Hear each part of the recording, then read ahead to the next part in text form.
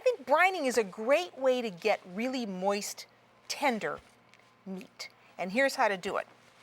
You want about 2 quarts of water. And for this, you have to use kosher salt because it has no additives. So you need a 1/2 cup of kosher salt in 2 quarts of water. And to this, you want to add 1/4 cup of sugar.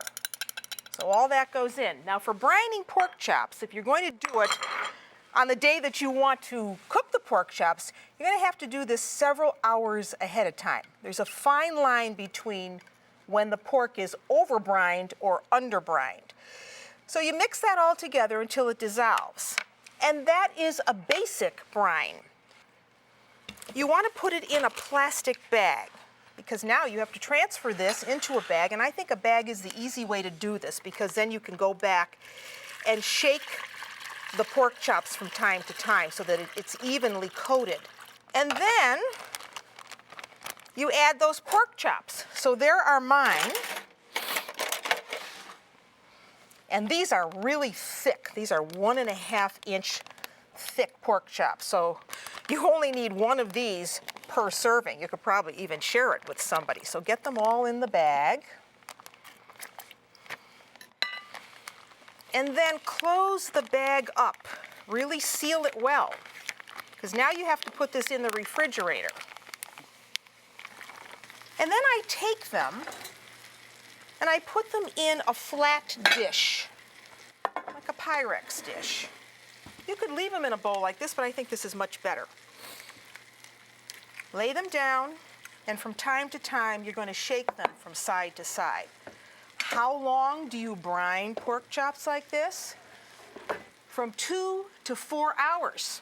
Let me tell you what we're going to do with them once they're brined. We're going to cook them as breaded pork chops. Let me show you how that goes. Get this out of the way. And for this, you want to have some rosemary and some garlic. And you want to make sure that you're using fresh rosemary. You don't want to use dried rosemary. Dried rosemary is just much too medicinal. And you give this a coarse chop.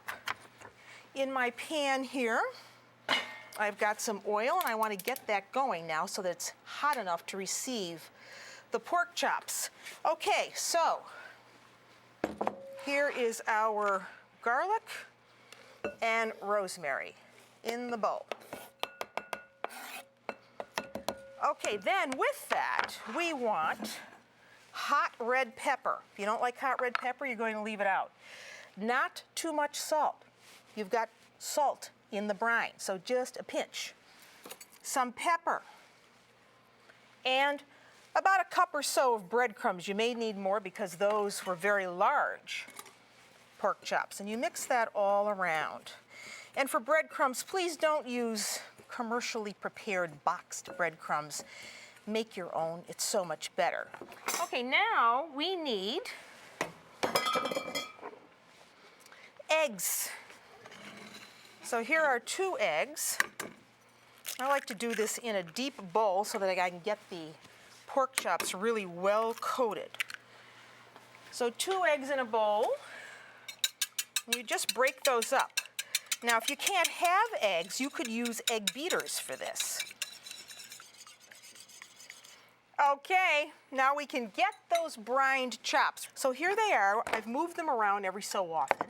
And now we need to drain these.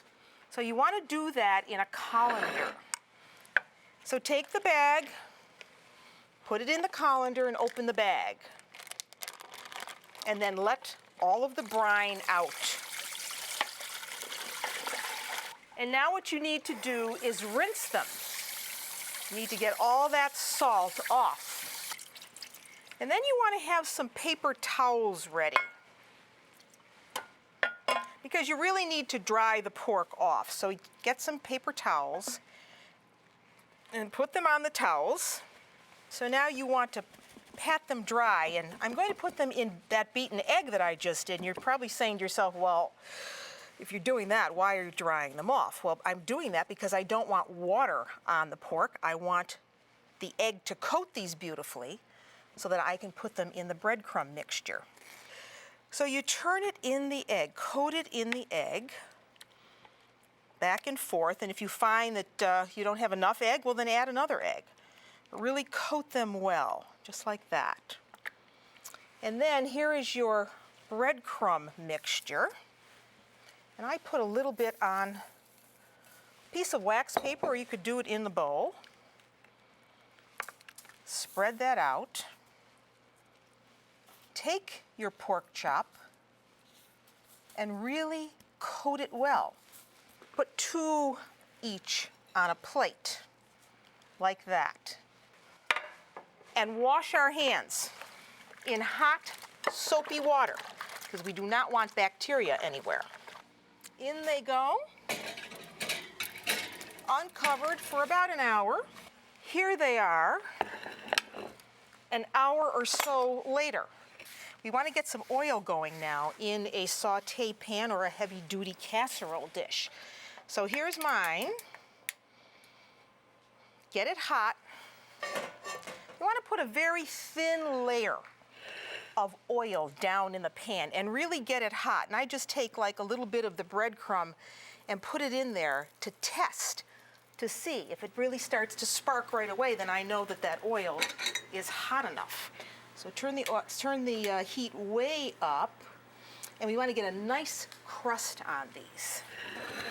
So we take our chops, they are gorgeous, and put them in the pan.